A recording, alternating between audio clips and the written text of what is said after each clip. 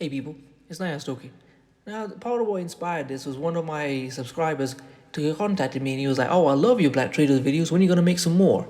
And this has also been inspired by a lot of things I've been seeing. We talk about the Black leadership classes from Professor Black Truth and others, and the Democratic leadership, the Black leadership misleading and abusing the Black population in order to get ahead. And this, as Lieutenant Dan said in Forrest Gump, is related to that. Nothing just happens, it all happens for a reason. So where did all this Black leadership, where did all integration came from and all the disasters that came with it, the complete destruction of the Black economic system in America? Well, here we go. This is part of it. Black Traitors, W.E. Dubois. This is from Moguldom. Inside the beef between Marcus Garvey and W.E. Dubois, 5 things to know about their differences. Marcus Garvey and W.E.B. Du Bois were 2 of the great civil rights leaders and leading Pan-Africanists of the 1920s. They each fought in their own way for freedom and justice for Black America, but their ways often collided, resulting in a war of words and words. Some say Du Bois was in part responsible for the downfall of Garvey's Back to Africa movement, through which Garvey was trying to arrange for Black Americans to leave the U.S. and relocate to the West African country of Liberia. Tensions between Garvey and Du Bois haven't been widely discussed. Garvey, Jamaica's first national hero who advocated for Black nationalism in Jamaica and the U.S., launched the Universal Negro Improvement Association, UNIA, in 1914, which protested against racial discrimination and encouraged self-government for Black people all over the world. He also founded the Black Star Line, a shipping and passenger line that promoted the return of the African diaspora to ancestral lands. Garvey advanced a Pan-African philosophy which inspired a global mass movement known as Garveyism. And I want to point out that Malcolm X's parents met as a result of being involved with and affiliated with Marcus Garvey's movement. So he inadvertently helped create more of the ideological leaders who would follow him. Dubois would become one of Garvey's harshest critics. Here are 5 things to know about their differences. Garvey and Dubois' ideological differences would ruin any relationship the 2 influential Black political leaders had. Coming from different backgrounds, they had very different views on the destiny of African Americans. Face-to-Face Africa reported. Dubois was from a far more privileged background, felt he could improve the condition of African Americans by working with liberal whites in the U.S. through the organization he co-founded, the NAACP. Dubois helped start the NAACP with a group that included not only prominent African Americans such as journalist Ida B. Wells and activist Mary Church Terrell, but several whites. Meanwhile, Garvey grew up in an impoverished Jamaican community. He believed in blacks helping blacks without any dependence on whites. Their philosophies also differed. For Garvey, whites would never come to accept blacks, and thus he proposed that Black Americans return to Africa where they would live as part of a majority population and perhaps have real political power, NPR reported. Dubois, however, wanted to push shining examples of Black citizenry front and center for white America. To see people so accomplished, it would be hard to deny them their rightful place in society. Dubois felt that Garvey's program of complete separation was a form of surrender to white supremacy and threatened the gains made by the NAACP, according to Face-to-Face Africa. And for those of you who've been following me or have ever heard of it, Neely Fuller Jr. wrote the book, The United Independent Compensatory Code Concept for Victims of White Supremacy. And there was a video made by some of his discussions by Carlito44 or Hip Hop Cartoons, as you may know him. And the video is titled Monkey in a Car, and in it Neely talks about it from the perspective of a white supremacist. He says, I don't care what car he drives, he's still a monkey in a car. And basically what he was trying to say in the video, it does not matter how much money you've got, how much status you've got, what house you buy, what car you've got, or what neighborhood you live in, you are still an N-word to me, and you will always will be, and I do not want you around me. That was what Neely was full of. And this is a good proof of concept of why these Dubois ideas were ridiculous. In Dubois' time, they were burning down Black towns all over the South and lynching Black people who were successful. It was being shown to be a complete idiocy long before his death. Number 2, relationships started friendly. Garvey and Dubois met in May 1915 in Jamaica when Dubois was on a visit to the Caribbean country. At that time, Dubois was already a Black leader in the U.S., while Garvey had just a month earlier established his UNIA in Jamaica. During his visit, Dubois received a friendly welcome letter from Garvey and they met in person.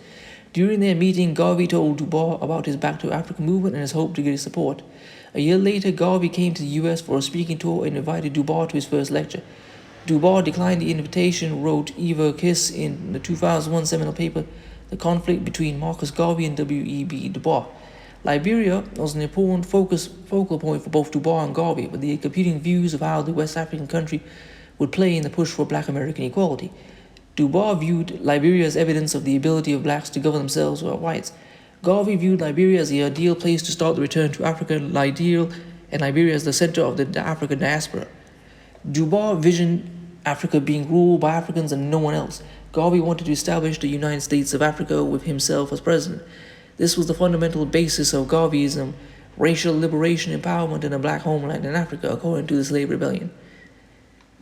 Garvey's initial plan was to send a limited number of African Americans, 20,000 to 30,000 families at first, through skills, professions, and capital to settle in Liberia. With Liberia having economic trouble due to corruption and mismanagement, Garvey offered the Liberian government money in exchange for the settlement of his people there. In October 1920, Garvey offered the Liberian government a construction loan and had raised a $2 million down payment to Liberia to buy land for the resettlement. Meanwhile, Dubois maneuvered through his high-powered contest to get himself appointed Ambassador Extraordinary of the United States so he could attend the second inauguration of Charles King as the President of Liberia. During this time, Dubois developed a relationship with King. Shortly after, the experts and engineers of Garvey's UNIA arrived in Liberia to prepare for resettlement, and they were immediately deported on the instruction of Liberian President Charles King. It is suspected that King was influenced by his new acquaintance, Dubois. The truth of the matter is that Dubois was working very closely with the U.S. State Department to destroy UNIA movement in Liberia and had taken steps to hamper the UNIA and work to undermine Garvey's Liberian construction and resettlement plan, the slave rebellion reported. And for people who might say, well, why would he do that?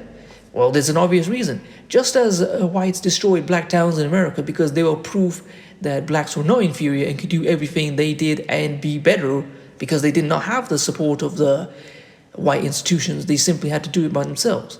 So if blacks set up in Africa and began to succeed and show that they could do without whites' power and white cooperation, then it would fundamentally destroy his credibility. So it was always in his interest to stop it. Name calling. The name calling between Dubois and Garvey became vicious. Dubois, the editor of the NAACP. And I just want to go back to a second. And it's also very interesting how it just suddenly stopped, despite the fact that there were good financial incentives for the Liberian president to cooperate with him. That would only make sense of him stopping unless there were very powerful people like the United States State Department getting behind him and influencing him not to do it. Okay, now let's go back here. The name calling between Dubois and Garvey became vicious. Dubois, the editor of the NAACP magazine The Crisis, accused Garvey of being, without doubt, the most dangerous enemy of the Negro race in America and the world, Face to Face Africa reported. Dubois wrote a 1924 editorial in The Crisis calling Garvey a lunatic or a traitor. PBS's American Experience reported. Conflict based on colorism. While it is true Dubois and Garvey had different ideologies, some observers say the real conflict had to do with colorism, prejudice or discrimination, usually against individuals with dark skin tone amongst people of the same ethnic or racial group. Garvey believed that Dubois was prejudiced against him because he was from the Caribbean with darker skin, Face to Face Africa reported. Garvey's suspicions proved right. The February 1923 issue of Dubois Century magazine made fun of Garvey by depicting him in a caricature as a character from Eugene O'Neill's 1920 play The Emperor Jones. The play centers around the decline of a former Pullman porter, Brutus Jones, who escaped from prison to the Caribbean, presumably Haiti, where he's crowned emperor. The flamboyant Jones becomes drunk with power and abuses and exploits his subject, according to Britannica.com. Dubois also described Garvey as a little fat black man, ugly with intelligent eyes and a big head, the Slave reported. Garvey also took jabs at Dubois over his skin tone in an editorial published in Garvey's publication, The Negro World, in February 1923. Garvey said that Dubois was an unfortunate mulatto who bewails every day the drop of Negro blood in his veins. And you really have to think about it. I don't know if Dubois was an actual mixed mulatto, like as in one white parent or black parent. I think he was just had white admixture.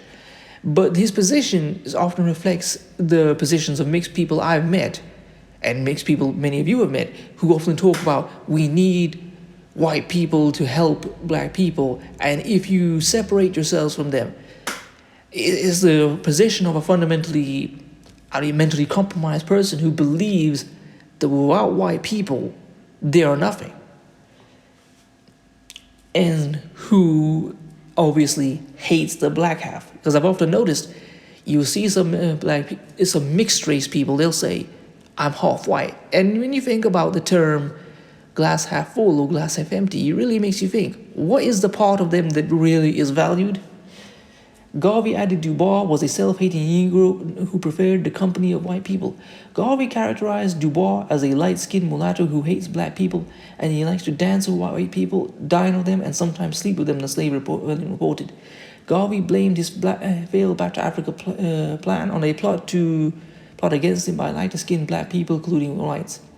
He concluded in the editorial that the enemies of colonization of Africa were led by very light-skinned Negroes under the leadership of Dubois, because the black leadership and politicians and those of the white race who wanted to discredit and imprison me to please their Negro political wards and foreign powers tried to make the plan unpopular and successful.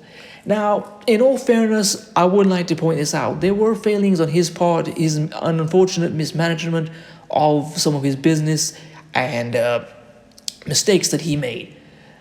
So, now, I'm not saying he did those things on purpose or he was intentionally corrupt. Absolutely not.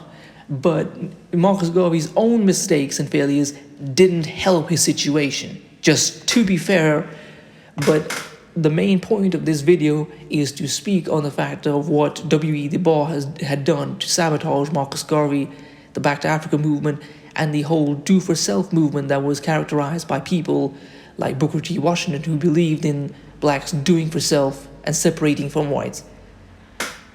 So anyway, and also this wasn't mentioned in this article, but this is something I've read in different places, is that W.E. Dubois and others in the NAACP personally wrote to the United States government asking them to take action against Marcus Garvey, and considering their animosity, it's very easy to believe that he would do such a thing. So anyway, I'm going to stop right here. Please comment, rate, share, and subscribe. Peace.